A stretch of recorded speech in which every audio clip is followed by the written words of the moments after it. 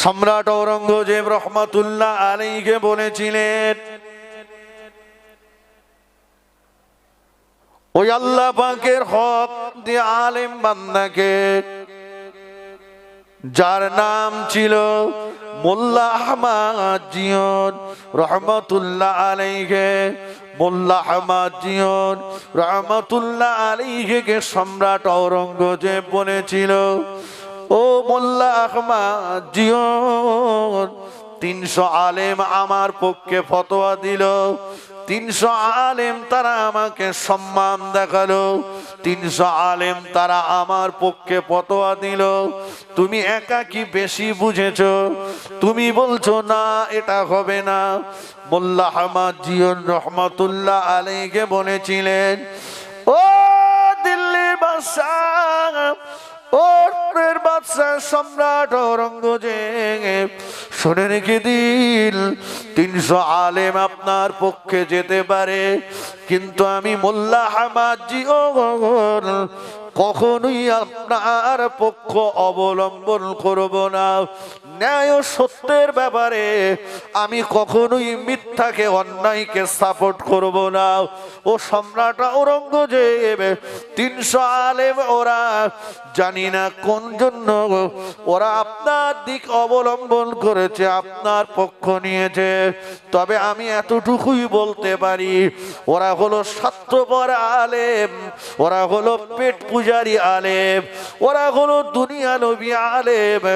ওরা আপনার পক্ষ নিয়েছে পেট পুজো করার জন্য, ওরা আপনার পক্ষ নিয়েছে দুনিয়ায় খাওয়ার জন্য, ওরা আপনার পক্ষ নিয়েছে দুনিয়ার জীবনটাকে ভালো কাটানোর জন্য। কিন্তু আমি মোল্লা আহমদ জিয়র বলছি, তলোয়ারের বাট সোনা দিয়ে তৈরি করা আপনার জন্য বৈধ নয়। সম্রাট ঔরঙ্গজেব বলেছিল, ও মোল্লা আহমদ জিয়র, 300 আলেম আমার দিকে রইল, 300 আলেম আমার পক্ষে ফতোয়া দিল, তুমি আমার বিপক্ষে ফতোয়া দিচ্ছ, জানো তোমায় কি হতে পারে, জানো তোমায় পরিণতি কি ঘটতে পারে।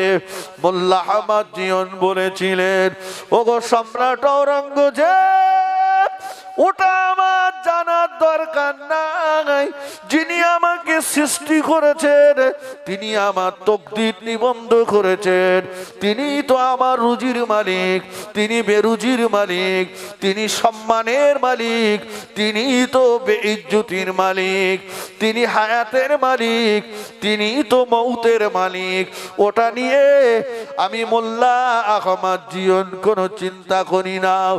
সম্রাট ঔরঙ্গজেব বললেন, ও আমার মন্ত্রী উজির নাজিরেরা, মোল্লা আহমদ জিয়রকে বন্দি করো। মোল্লা আহমদ জিয়রকে বন্দি করা হলো, হুজুরকে বন্দি করে হুজুরকে ফাঁসির কাস্টে দাঁড় করিয়ে দেওয়া হলো।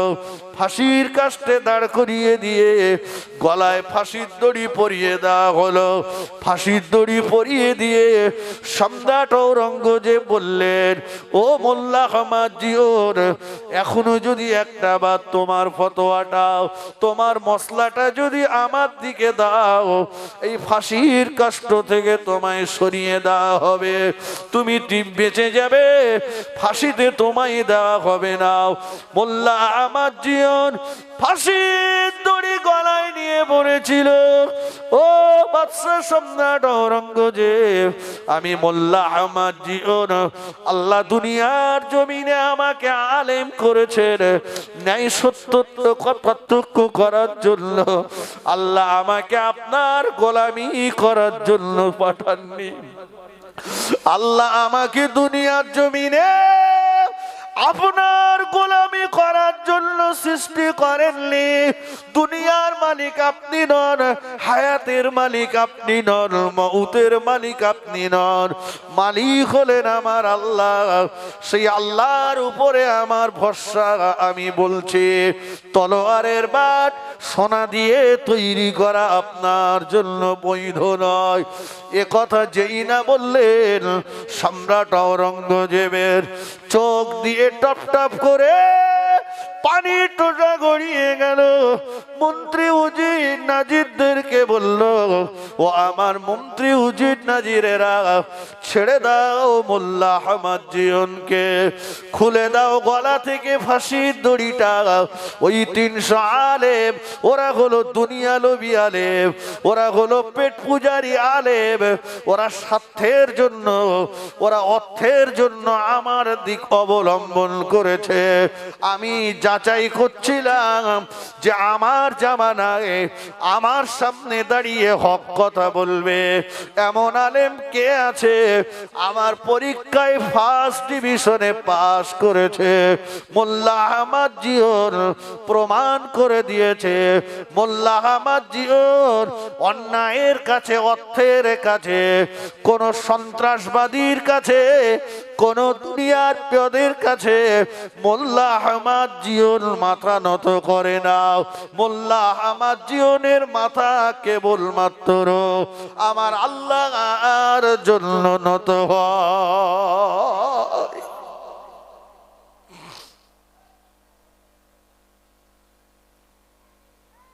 যে মাথা আল্লাহর কাছে নত করেছি সেটা আর কারো কাছে, আমার মরণ যেদিন লেখা রয়েছে তার 1 সেকেন্ড আগে পরে হবে না। কথা বুঝেননি? আমার তকদিরে যতটা রুজি লেখা রয়েছে তার 1 বিন্দু বেশি কম হবে না। অতএব ও চিন্তা করলাম,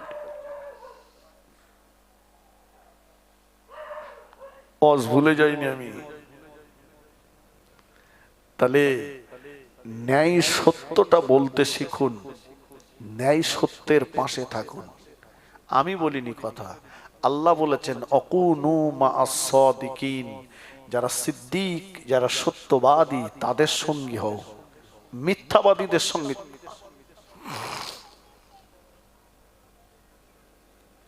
আবু তালেব যখন রসুল বললেন 1 হাতে চাঁদ সূর্য এনে দিলেও হবে না, হলো না, মক্কার লিডাররা কিছুদিন পরে এবার এসে খুব হুমকি ধমকি দিল। কি হলো আবু তালেব? এর আগে সহজ ভাষায় বলেছি, হয়নি, তাহলে কি আঙুল বেঁকাতে হবে নাকি? কেন? বলছে তুমি হয় তোমার ভাইপোকে সামলাও, আর তা না হলে ভাইপোর পাশ থেকে সরে যাও। তোমার জন্য আমরা মোহাম্মদকে কিছু করতে পারছি না, তুমি তোমার ভাইপোর পাশ থেকে সরে যাও, দেখি মোহাম্মদকে কি করে সাইজ করতে হয় ওটা আমি দেখে নিচ্ছি। আমার রাসূল পাক সাল্লাল্লাহু আলাইহি ওয়াসাল্লাম ফিরে আসলেন সন্ধ্যাবেলা। চাচা আমার রাসূলকে নির্জন কক্ষে ডেকে নিয়ে গিয়ে বললেন, বাবা, আবু জাহাল, আবু লাহাব, উতবা, সাইবা, উলিদ ইবনে মুগীরা, এই লিডাররা সব আমার কাছে এসেছিল। এসে বাবা ওরা খুব হুমকি ধমকি দিয়ে গেছে, চমকে গেছে। ওরা বলেছে মোহাম্মদকে গাও, আর তা না হলে মোহাম্মদের পাশ থেকে তুমি সরে যাও। বাবা কি হবে বাবা, আমার বয়স হয়ে গেছে, এই বৃদ্ধ বয়সে। আল্লাহ নবী ওই সময় বলেছিলেন, চাচা যান, ও আমার চাচা যান, আমি মুহাম্মদুর রাসূলুল্লাহ সাল্লাল্লাহু আলাইহি ওয়াসাল্লাম, আমি যখন মায়ের গর্ভে ছিলাম, আমার আব্বা জান দুনিয়ার বুক থেকে বিদায় নিয়ে নিয়েছে। আমার আব্বা জান দুনিয়া থেকে চলে গিয়েছে। চাচা জান, আমি মুহাম্মদুর রাসূলুল্লাহ সাল্লাল্লাহু আলাইহি সাল্লাম, আমি কোনদিন আমার আব্বার মুখ দেখতে পাইনি। ও আমার চাচা জান, আমি মুহাম্মদ সাল্লাল্লাহু আলাইহি সাল্লাম কখনো আমার আব্বাকে আব্বা বলে ডাকতে পারিনি। আমি আমার কানে আমার আব্বার মুখে মোহাম্মদ বলা ডাক জীবনেও কোনোদিন শুনতে পাইনি। চাচা যান, আমার দিয়ে আব্বাকে দেখতে পাইনি, আমার জবান দিয়ে আব্বাকে আব্বা বলে ডাকতে পারিনি, আমার কান দিয়ে আব্বার মুখে আব্বা বলা ডাক কোনোদিন শুনতে পাইনি। বয়স যখন আমার 6 বছর হলো, আম্মা আমাকে বললো, বাবা মোহাম্মদ চল বাবা, তোর আব্বার সঙ্গে তোকে দেখা করাতে নিয়ে যাব, আব্বার সঙ্গে কথা বলাতে নিয়ে যাব। আমার আম্মা জান আমাকে নিয়ে আবওয়া নামক প্রান্তরে বাবলা বাগানে নিয়ে উঁচু একটা ঢিবি দেখিয়ে বলল, ও মোহাম্মদ, ওই জায়গাটায় যে তুমি তোমার আব্বাকে আব্বা আব্বা আব্বা বলে ডাকো, তোমার আব্বা যান তোমার ডাকে সাড়া দেবে, তোমার আব্বা যান তোমার সঙ্গে কথা বলবে। চাচা যান, আম্মার কথা শুনে আমি মোহাম্মদ ওই দেবীটার কাছে দাঁড়িয়ে আম্মা যান আব্বা যান আব্বা যান বলে ডাকতে লাগলাম। আব্বা যান, চেয়ে দেখুন আপনার বেটা মোহাম্মদ এসেছে। আব্বা যান, একবার মোহাম্মদের সঙ্গে কথা বলুন, একবার আপনার মোহাম্মদকে একটু কোলে তুলে নেন। আব্বা যান, একবার আপনার মোহাম্মদকে একটু বুকে জড়িয়ে নেন। আব্বা যান, ও আমার চাচা যান, আব্বা যান আমার সঙ্গে কথা বললো না, আব্বার সঙ্গে আমার দেখা হলো না। যিনি আমাকে আব্বার সঙ্গে দেখা করাতে নিয়ে গিয়েছিলেন, যিনি আমাকে আব্বার সঙ্গে কথা বলাতে নিয়ে গিয়েছিলেন, আমার আম্মা যান, পিছন দিকে চেয়ে দেখি আমার আম্মা দুনিয়ার জমিনে আর না, আমার আম্মা ইন্তেকাল করেছে। আমার আম্মা জানো জনমের মতো মোহাম্মদকে মা গারা করে দিয়ে ওই আবওয়া নামক প্রান্তরে শুয়ে পড়েছে। ও চাচা যান, 6 বছর বয়সে আমি মুহাম্মাদুর রাসূলুল্লাহ সাল্লাল্লাহু আলাইহি সাল্লাম জনমের মতো মা খারাপ হয়ে গেল। মা বলা ডাক আমার জনমের মতো উঠে গেল। ও আমার চাচা যান, ওই সময় আমি মুহাম্মদকে সান্ত্বনা দিতে আগিয়ে আসলো আমার দাদু ভাই আব্দুল মুত্তালিব। আমার দাদু ভাই আব্দুল মুত্তালিব আগিয়ে এসে আমাকে সান্ত্বনা দিয়ে বলেছিল, ও দাদু ভাই মুহাম্মদ, কেঁদো না, কেঁদো না, আব্বার জন্য কেঁদো না, মায়ের জন্য কেঁদো না। তোমার আব্বার কথা যখন তোমায় মনে পড়বে, আমি তোমার দাদু ভাই আমার দিকে চেয়ে আব্বা আব্বা আব্বা বলে দেখো, আমি তোমার আব্বা হয়ে তোমার ডাকে সাড়া দেব। আবার যখন তোমার আম্মার কথা তোমার মনে পড়বে, আমার দিকে চেয়ে আম্মা আম্মা বলে দেখো, আমি তোমার দাদু ভাই তোমার আম্মা হয়ে তোমার ডাকে সাড়া দেব। ও আমার চাচা যান, যে ব্যক্তি আমায় এত সান্ত্বনা দিল, মাত্র 3টি বছর চলে গেল, বয়স যখন আমার 9 বছর হলো, আমার দাদু ভাই আব্দুল মুত্তালিব জনমের মতো আমাকে ছেড়ে বিদায় নিল, আর আমার দায়িত্বটা আপনার হাতে দিয়ে গেল। ও আমার চাচা যান, আমি মুহাম্মাদুর রাসূলুল্লাহ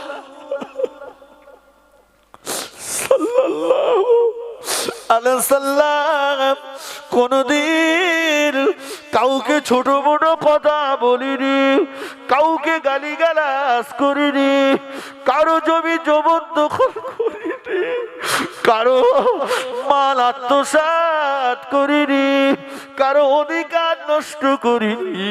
আমি মুহাম্মদ সাল্লাল্লাহু আলাইহি সাল্লাম আমি দ্বীনের দাওয়াত দিই, কলেমার প্রচার করি, ন্যায় ও সত্যের কথা বলি। কেউ আমাকে পাগল বলে, কেউ আমাকে জাদুকর বলে, কেউ আমার গায়ে পাথর ছুঁড়ে ছুঁড়ে মারে। চাচা যান, কেউ আমার গায়ে থুতু দেয়, কেউ আমার রাস্তায় কাঁটা বিছিয়ে দেয়। চাচা যান, আমি নামাজি হালতে কেউ আমার পিঠে উটের ভুঁড়ি চাপিয়ে দেয়।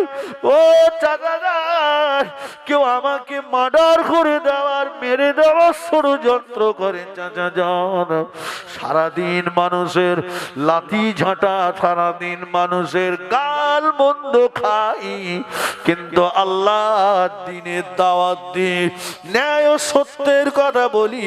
চাচা যান, সারাদিনের লাঞ্ছনা গঞ্জনা সহ্য করে সন্ধ্যাবেলা যখন ঘরে ফিরে আসি, আপনি যখন আমাকে দেখে একবার বলে বাবা মুহাম্মদ, ও বাবা মুহাম্মদ, চাচা যান, আপনার মুখে মুহাম্মদ ডাকটা শুনে সারাদিনের কষ্ট আমি সব ভুলে যাই। সারাদিনের কষ্ট সব আমার অন্তর থেকে মুছে যায়। ও চাচা যান, আজ থেকে মনে করে নেব মুহাম্মাদের জন্য দুনিয়ার জমিনে আর আহা বলার কেউ নাই, এটাও মেনে নিতে রাজি। তবু আমি ন্যায় সত্যের বাণী প্রচার করা থেকে বিরত হব না। একটু জোরে বলতে পারলেন না? একটু মন খুলে হবে না? নারে তাকবীর, নারে তাকবীর। আমার নবী বললেন সব ছাড়তে রাজি, কিন্তু ন্যায় সত্য বলা থেকে পিছপা হব না। চাচা জানের আমার রাসূলুল্লাহকে চাচা জান খুব ভালোবাসতেন। নিজের বেটা ছিলেন আলী, কিন্তু হযরত আলী কাররামাল্লাহু যেমন ভালোবাসতেন আমার রাসূলকেও মহব্বত করতেন। রাসূলের চোখে পানি দেখে চাচা জান বলল, যাও বাবা মুহাম্মদ, কেঁদো না, তোমার কান্না আমি দেখতে চাই না। যাও, আজ থেকে প্রকাশ্য দ্বীনের দাওয়াত দাও, দেখি মক্কার কোন শক্তির ক্ষমতা আছে মুহাম্মাদের গায়ে হাত দেয়। প্রয়োজন হলে আমি সমর ক্ষেত্রে মুহাম্মাদের হয়ে ময়দানে নেমে যাব। জোরে বলুন। আমার রাসূল কান্না ভরা চোখে মুখে হাসি নিলেন। চাচা আমার নবীকে অনেক উপকার করেছিলেন, আজ কিন্তু আমি ভুলে যাইনি এই চাচা যান। অপরদিকে আমার রাসূলুল্লাহর চাচার এই সংসারে, গরিবী সংসারে একটু কষ্ট, তাই রাসূল একটা কাজের চিন্তা ভাবনাও করছিলেন।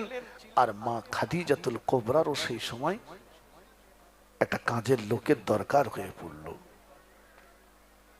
লম্বা কথা সংক্ষেপ, রাসূলুল্লাহ মা খাদিজাতুল কুবরা রাদিয়াল্লাহু আনহার বাড়িতে গিয়েছিলেন কাজের জন্য। কাজের জন্য রাসূলের উপরে ব্যবসার দায়িত্ব দিয়ে প্রথম ব্যবসায়ী সফরে রাসূলুল্লাহ এতটা সততার পরিচয় দিয়েছিলেন, লাভের অংশটা এতটা বেশি হয়েছিল। মা খাদিজাতুল কুবরা রাদিয়াল্লাহু আনহা রাসূলুল্লাহর সততায়, রাসূলুল্লাহর আখলাকে, আদর্শে, ব্যবহারে পাগল হয়ে মা খাদিজাতুল কুবরা রাসূলকে বিবাহের প্রস্তাব দিয়েছিলেন। একটু জোরে বলেন। মাইসারাকে দিয়ে। কিন্তু রাসূল বলেছিলেন আব্বা আমার নেই, মা আমার নেই, চাচা আমার বেঁচে আছে, চাচার অনুমতি ছাড়া আমি সম্মতি দিতে পারবো না। সুবহানাল্লাহ। এখন তো অনেক ঘটক, আগে অনেক ঘটক ছিল, ঘটকালি টালি করতো, ওর গাও খুব একটা ঘটকালি করতে হয় না, মোবাইল উঠে ও মোবাইল ঘটক সেজে গেছে, কেউ জানে না বিয়ে। জি, যাই হোক, চাচা জানের কাছে হলে চাচা জান অনুমতি দিলেন। জি, মা খাদিজাতুল কুবরা রাদিয়াল্লাহু আনহার সঙ্গে রাসূলুল্লাহর বিবাহ হলো। চাচা আবু তালেব নিজে থেকে বিয়ে দিলেন।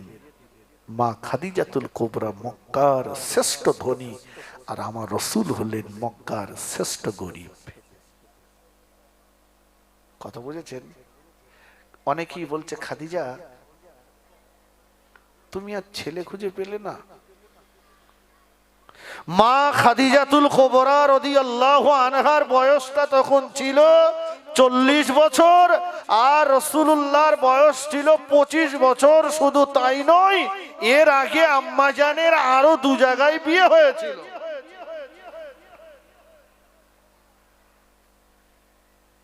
মা খাদিজাকে অনেকেই বলল, খাদিজা তুমি মক্কার শ্রেষ্ঠ ধনী, কিন্তু তুমি আর ছেলে খুঁজে পেলে না, একেবারে নিঃস্ব গরিব মুহাম্মদকে বিয়ে করলে।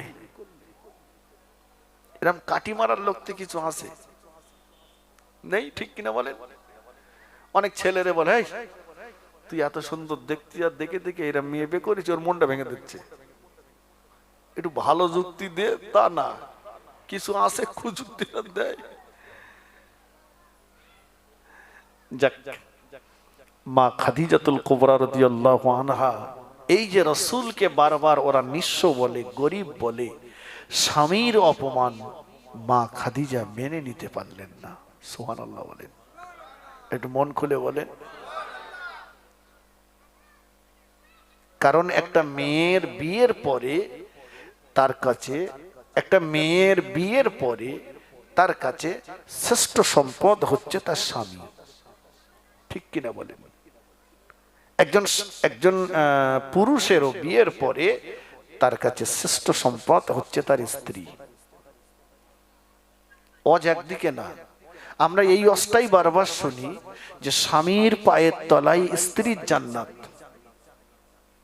তাই মোড়ল বাড়ি গিয়ে পা ধুয়ে বালিশের উপর তুলে দে, বউডারে বলতে চাই হুজুর কি বলে গিয়ে শুনেছিস, আমার পার তলায় জান্নাত, এদিকে পাটে। এই অষ্টা যেমন ঠিক, স্বামীর পায়ের তলায় যেমন স্ত্রীর জান্নাত, ঠিক তথই গত একজন স্বামীকেও জান্নাতে যেতে গেলে স্ত্রীর পক্ষ থেকে ভালো সার্টিফিকেটের দরকার। স্ত্রী যদি বলে আমার স্বামী ভালো, স্বামীর ব্যাপারে আমার কোনো অভিযোগ নেই, তবেই ওই পুরুষ মানুষটা জান্নাতে যেতে পারবে। এটা মনে করো না যে বিয়ে করে এনেছি মানে কালী পুজোর ঢোল যখন তখন গুরুম গারাম চেলকে দেবো। হ্যাঁ, সমান বিচার করব না। দুটো হয়েছে, কেউ দুটো করেছে, একটারে মেরে ফ্ল্যাট করে দিচ্ছে, আর একটারে ফ্ল্যাটে রেখেছে, বুঝবেননি? সমান বিচার নেই। না না, চলুন ও কথা। মা খাদিজাতুল কুবরা এই অপমানটা সহ্য করতে পারেন না। একদিন মক্কার লিডারদেরকে সব বাড়িতে দাওয়াত করলেন, সবার জন্য মেহমানদারির ব্যবস্থা করেছেন, সবাই এসে বসিয়ে দিলেন খাওয়ার জন্য। পৃথিবীর জমিনে যত নবী এসেছে সবাই বলেছে লা ইলাহা ইল্লাল্লাহ, সবাই বলেছে আল্লাহ ছাড়া কোনো মাবুদ নাই। কিন্তু কোন নবী আমার আল্লাহ পাককে কি দেখেছে? কোন নবীর সঙ্গে আমার আল্লাহ পাকের কি মেরাজ হয়েছে? কোন নবীর সঙ্গে হয়েছে? না। আল্লাহ কোরআন পাকে বললেন, ইয়া আইয়ুহান নাবিয়্যু, হে আমার রাসূল, ইন্না আরসালনাকা, নিশ্চয়ই আমি আল্লাহ আপনাকে প্রেরণ করেছি, শাহেদা, সাক্ষীদাতা করে। আচ্ছা, সাক্ষী তো ওই মানুষটাই দেবে যে মানুষটা নিজে চোখে দেখেছে, নিজে কানে শুনেছে,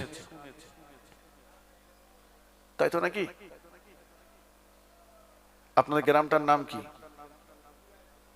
এ গ্রামে একটা ঝামেলা হয়েছে, এখন বিচার হচ্ছে। তো বিচারে প্রধান সাক্ষী সেই ব্যক্তি যে 15 দিন জামার বাড়ি ছিল।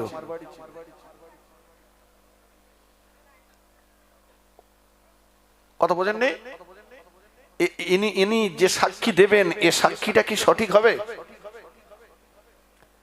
এখানে সন্ধ্যা 8টার সময় মনে করুন একটা সমস্যা হয়েছে, যিনি 8টার সময় ভাঙড় বাজারে ছিল, এখানেই ছিল না, সে যদি কালকে বিচারে এসে প্রধান সাক্ষী হয়, তার সাক্ষ্যটা কি মেনে নেওয়া যাবে? কারণ শোনা কথায় সাক্ষ্য হয় না।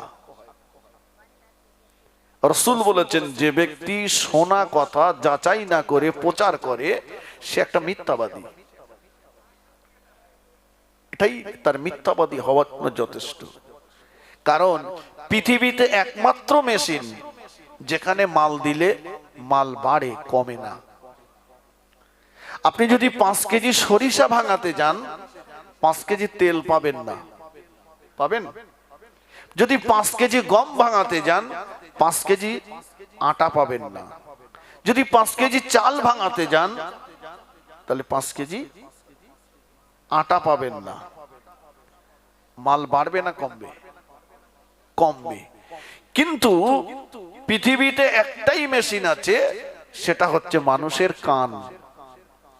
যেখানে একটা কথা বলে দেবেন কানে কানে কারোর, যখন বার হবে ওটা 1.5 খানা হয়ে বার হবে। সে যখন ওই কথাটা আরেকটা কানে দেবে, দিয়ে সেখান থেকে যখন বার হবে ওটা 2.5 খান হবে। মানে যত একের পর এক কানে কানে যাবে, কথা শুধু বাড়বে, তা কমবে না। ঠিক বলেছি না ভুল বলেছি? এই জন্য সাক্ষী তো সেই মানুষটাই দেবে যে নিজে চোখে দেখেছে, নিজে কানে শুনেছে, অপর শুনে নয়। সবাই বলল লা ইলাহা ইল্লাল্লাহ, আল্লাহর সঙ্গে কারো হয়নি। আল্লাহ পাকের নবী আদম আলাইহিস সালাম বললেন, লা ইলাহা ইল্লাল্লাহ, আদম ফিহুল্লাহ, লা ইলাহা ইল্লাল্লাহ, নূহু নবিউল্লাহ, লা ইলাহা ইল্লাল্লাহ, ইব্রাহিম খলিলুল্লাহ, লা ইলাহা ইল্লাল্লাহ, ইসমাঈল জবিহুল্লাহ, লা ইলাহা ইল্লাল্লাহ, মূসা কালিমুল্লাহ, লা ইলাহা ইল্লাল্লাহ, ঈসা রূহুল্লাহ, লা ইলাহা ইল্লাল্লাহ, মুহাম্মাদুর রাসূলুল্লাহ সাল্লাল্লাহু আলাইহি ওয়াসাল্লাম। সবাই বলল লা ইলাহা ইল্লাল্লাহ, কিন্তু কোন নবী আমার আল্লাহ পাকের সঙ্গে বসে কথা বলেননি। আল্লাহ বললেন, ও আমার হাবিবে প্যারা, আমি আল্লাহ পাক আপনাকে পাঠিয়েছি সাক্ষ্যদাতা করে। আপনি হলেন সাক্ষ্যদাতা। আল্লাহ পাক আমার হাবিবকে আরশে আজিমে নিয়ে 25 থেকে 27 বছরের লম্বা মেয়াদ নিয়ে আরশে আজিমে বসে বসে গল্প করলেন। গল্প করে আমার নবীকে শ্রেষ্ঠ সাক্ষ্যদাতা বলে প্রমাণ করিয়ে দিলেন।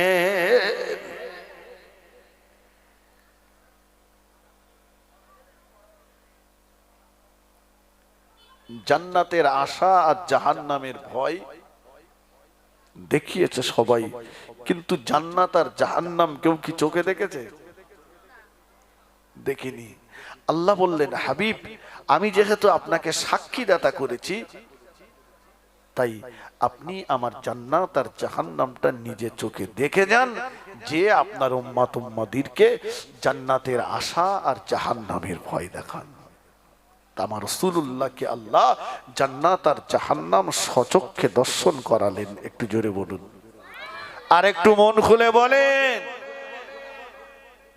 এটা হচ্ছে মেরাজের আর একটা কারণ। বোঝা গেছে? চলুন মেরাজের আর একটা কারণ শুনি। আমার নবী পাক সাল্লাল্লাহু আলাইহি ওয়াসাল্লামের মাথার উপরে দুজনা ব্যক্তি ছায়া করে রেখেছিলেন। একজন হচ্ছেন রাসূলুল্লাহর চাচা আবু তালিব, আর একজন হচ্ছেন রাসূলুল্লাহর বিবি আমাদের আম্মাজান আয়েশা, আমাদের আম্মাজান খাদিজাতুল কুবরা রাদিয়াল্লাহু তাআলা আনহা। রাসূলুল্লাহর চাচা আবু তালিব কলেমা পড়েনি, কিন্তু আমার নবীকে যতটা সাহায্য করেছে এ জামানায় একটা ইমানদারের পক্ষেও সেটা দুঃসাধ্য। মক্কার বেঈমান কাফেরেরা রাসূল যখন দ্বীনের দাওয়াত দিতে লাগলেন, ওরা রাসূলকে সরাসরি প্রকাশ্যে ক্ষতি করতে না পেরে চাচা আবু তালিবের কাছে এসে বলল, তোমার ভাতিজাকে বলো কিসের আশায় কিসের নেশায় এই নূতন করে এ সমস্ত ধর্মের প্রচার করছে। তোমার ভাইপোকে বলো নেতা যদি হতে চাই নেতা বানিয়ে দেব, সুন্দরী নারী যদি বিয়ে করতে চাই দেব, যদি মক্কার ধনী হতে চাই ধনী বানিয়ে দেব, তবে ওই সত্য বলা আল্লাহর ওয়াহদানিয়াতের প্রচার করা থেকে বিরত হয়ে যাক। রাসূলুল্লাহ বাড়ি আসলেন, চাচা বললেন, রাসূল বললেন, চাচা যান যদিও সম্ভব না তবুও বলছি, ওরা যদি আমার এক হাতে চাঁদ অপর হাতে যদি সূর্য এনে দেয়, তবুও আমি ন্যায় সত্যের পথ থেকে পিছিয়ে আসব না। জোরে বলুন, একটু মন খুলে বলেন। আমাদের মতো না যে মাল দিলি প্যাক্কর করে যাবে। হ্যাঁ, কত ঝাপানে দাড়ি ঘুরে যাচ্ছে, আমার মতো কত হুজুর ঘুরে যাচ্ছে 3000 টাকায়, চটকর ঘুরে যাচ্ছে। ন্যায়কে ন্যায় অন্যায়কে অন্যায় বলার সাহস নেই, গোলামি করছে। কথা বুঝেননি? স্টেজে বসে বলবো রুজির মালিক আল্লাহ, আর মসজিদে যে আমার ধারণা থাকবে রুজির মালিক মসজিদ কমিটি, কারণ কমিটির সেক্রেটারি সভাপতি সেক্রেটারি যারা আছে দায়িত্বে 10 জনের মধ্যে 8টা হারামখোর। আমি যদি হারামের কথা বলি তাহলে এ চাকরি থাকবে না, ওই জন্য ওখানে কিছু বলিনি। যে ইমাম মনে করে যে আমার চাকরি কমিটির হাতে, ওর পিছনে ইক্তেদা করা মাকরুহ তাহরিমি, নামাজ দুহরে পড়তে হবে। হ্যাঁ, কত ইমাম কত লোকের তেল মলতেছে দেখেন কে জান। নাই সত্য বলার নাই ভয় লাগে। আরে হায়াতের মালিক আল্লাহ, মৌতের মালিক আল্লাহ, রুজির মালিক আল্লাহ, বেরুজির মালিক আল্লাহ, তাই তো নাকি?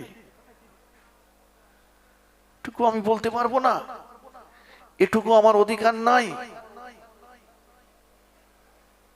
আমি মুখে বলবো রুজির মালিক আল্লাহ, মুখে বলবো হায়াতের মালিক আল্লাহ, মৌতের মালিক আল্লাহ।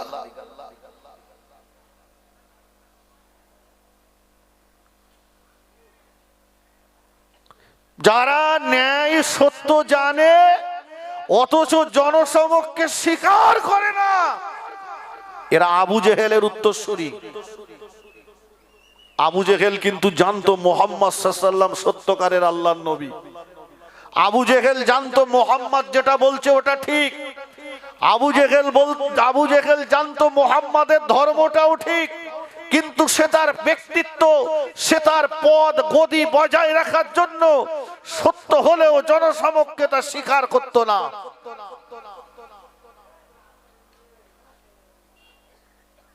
কিছু আবু জেহেলের উত্তরসূরি আজও আছে, যারা কোনটা সত্য কোনটা মিথ্যা জানে, বলে না। মাল কমে যাবে। তাই আমার কথা বোঝা যাচ্ছে ভাই? অথচ তসবির টোকাস টোকাস করে মারতেছে। জি, পা পর্যন্ত জামা, ন্যায় সত্যটা নাই, কোনটা সঠিক কোনটা বেঠিক করে না। লজ্জা, এটা আমাদের জন্য অত্যন্ত দুর্ভাগ্যের। সম্রাট ঔরঙ্গজেব এক সময় বলেছিল, আমি আমার তলোয়ারের বাটটা সোনা দিয়ে বানাবো, বলো এটা জায়েজ না না জায়েজ? সঙ্গে সঙ্গে 300 আলেম সম্রাট ঔরঙ্গজেবের পক্ষ নিয়ে বলেছিল, সম্রাট এটা আপনার জন্য জায়েজ। কজন বলেছি? জোরে বলেন। 300। একলা একজন অপর দিকে দাঁড়িয়ে বলল, সম্রাট এটা আপনার জন্য নাজায়েজ। আচ্ছা, আমরা হলে কি বলতাম? যে বেশি মাথা মোটা, 300 কিছু বোঝে না, একলাই যেটা বলছে এটাই ঠিক।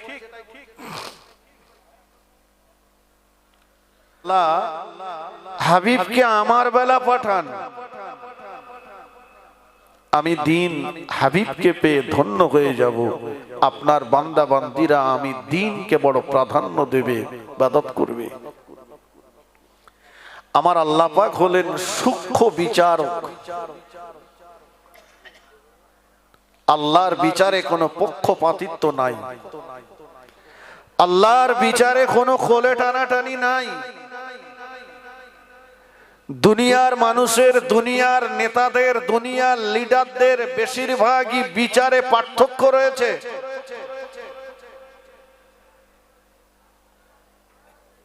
তাই তো আজ SIR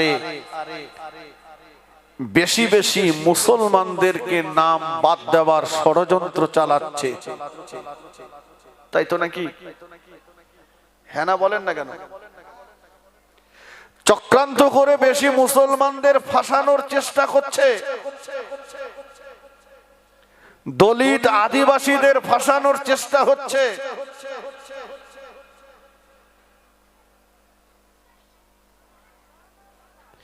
এই ভারতবর্ষ বলুন আর এই বাংলা বলুন, এখানে হিন্দু, মুসলমান, বৌদ্ধ, খ্রিস্টান, ইসাই সর্বধর্মের মানুষের সমন্বয়ে বসবাস।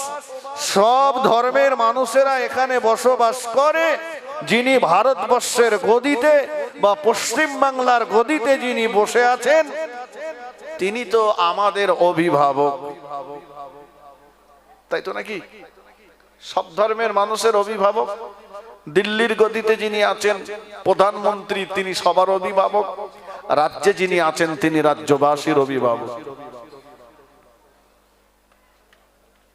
কিন্তু কাউকে কোলে আর কাউকে পিঠে করা হচ্ছে কেন?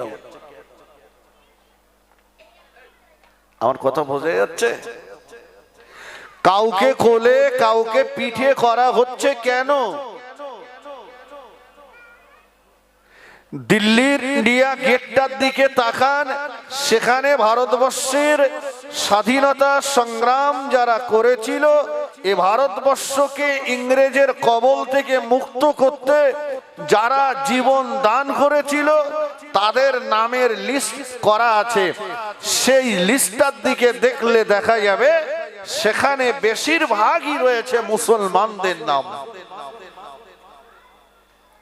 আমাদের বাপদাদা পূর্বপুরুষের নাম সেখানে আছে। আর আজকে আমাদেরকে ভারত থেকে তাড়ানোর ষড়যন্ত্র করছে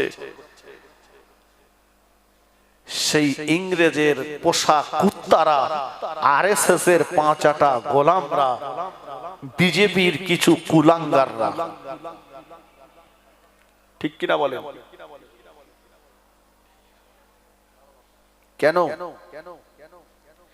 যদি আজকে আমরা নাগরিক কিনা আমাদের প্রমাণ দিতে হয়, যদি আমরা ভোট আসলে কিনা আমাদের প্রমাণ দিতে হয়, তাহলে এর আগে যারা আমাদের ভোট নিয়ে গদিতে বসে আছে, আমরা যদি বেনাগরিক হই, আমরা যদি অবাঞ্ছিত হই, তারাই তো আগে অবাঞ্ছিত, তাই না?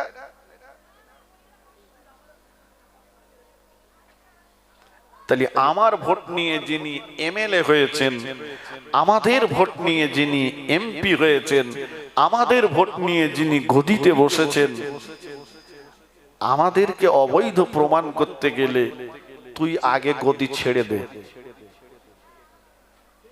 তারপর আমাদের প্রমাণ করতে আই।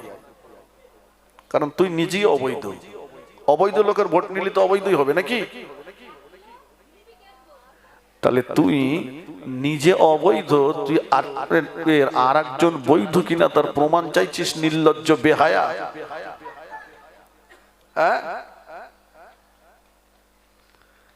দিকে দিকে মুসলমানদেরকে হচ্ছে কেন? কেউ যদি মনে করে যে ভারতবর্ষ থেকে কোন দল, কোন গোষ্ঠী, কোন জাত, কেউ যদি মনে করে ভারতবর্ষ থেকে মুসলমানদের তাড়িয়ে দিয়ে আমরাই শুধু ভারতবর্ষে বসবাস করব, আমি সেই দল, সেই জাত, সেই গোষ্ঠী, সেই পার্টির নেতাদের বলে রাখতে চাই, এই ভারতবর্ষ থেকে ইংরেজদেরকে বিতাড়িত করেছিল এই মুসলমানেরা মাথায় কাফন বেঁধে মায়ের কাছ থেকে বিদায় নিয়ে ইংরেজদের 7 সমুদ্র 13 নদী পার করে ঝেঁটা পেটিয়ে ভারত থেকে যেমন বিতাড়িত করেছিল। যারাই আজকে মুসলমানদের নাগরিকত্ব কেড়ে নিতে চাইছো, যারা মুসলমানদেরকে ষড়যন্ত্র করে ভারত থেকে তাড়ানোর চেষ্টা করছো, মনে রেখো এ মুসলমানেরা খালিদ বিন ওলীদের উত্তরসূরি। এ মুসলমানেরা আবারও দরকার হলে পুনরায় মাথায় কাফন বেঁধে তোমাদের মতো জোচ্চোর চিটিংবাজ ইংরেজদের পোষা কুত্তার গোলাম আরএসএস এর দালালদের এ ভারত থেকে তাড়িয়ে দিতে দ্বিধা করবে না। কারণ আমরা জানি আমাদের বাপ দাদার সম্পত্তি কি করে রক্ষা করতে হয়। কথা বুঝেননি? কিন্তু আমরা ধৈর্য সবরটা পছন্দ করি। আমাদের নবী আমাদেরকে ধৈর্য সবরের কথা বলেছেন, কোরআন আমাদের ধৈর্য সবর কথা বলেছেন। আমরা আইনকে শ্রদ্ধা জানাই, আইন আমরা হাতে তুলে নিতে চাই না। মাইক্রোফোনটা একটু কম দাও, এটা কমে যাচ্ছে। জি, কথা বুঝেছেন? আমরা আইনকে শ্রদ্ধা জানাই, সেই জন্য আমরা উশৃঙ্খল নই, আমরা ধৈর্য ধরে আছি।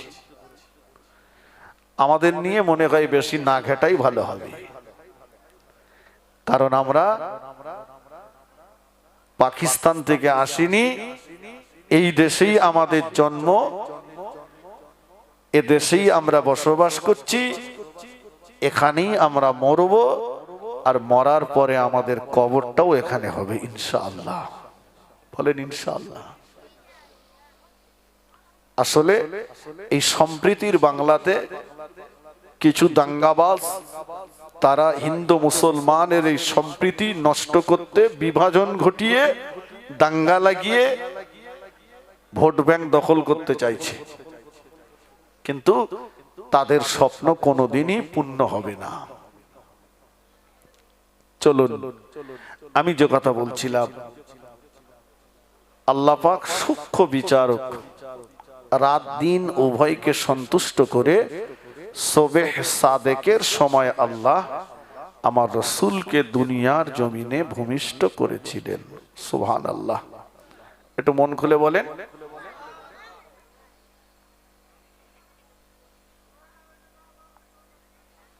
জমিনে রাসূলুল্লাহ ভূমিষ্ঠ হয়েছেন, জমিনে ঘুরে বেড়াবেন,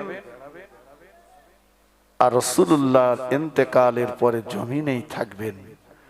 আসমান বললেন, আল্লাহ হাবিব জমিনে আসবে, জমিনে থাকবে, আমি কি আপনার হাবিবকে পাবো না?